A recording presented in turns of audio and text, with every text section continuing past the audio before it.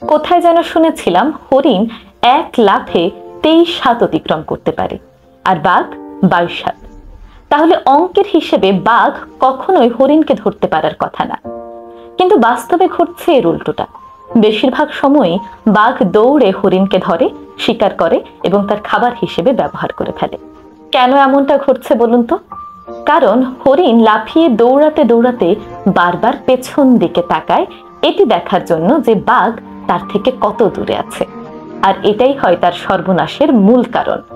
হরিণ যখন পেছন ফিরে তাকায়, তখন এক লাফ কম দিলেই সে 23 হাত পিছিয়ে পড়ে।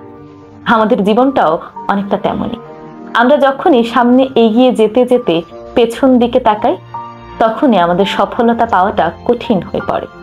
তাই আপনার পেছনে কে কি বলল, কে সমালোচনা করলো, এই জিনিসগুলো ভ্রুক্ষেপ করবেন না।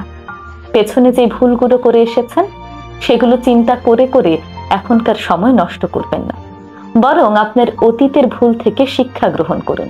পেছনে না তাকিয়ে সেই শিক্ষা নিয়ে সামনে এগিয়ে চলুন, তাহলেই জীবনের সফলতা আপনার জন্য অপেক্ষা করছে। ধন্যবাদ।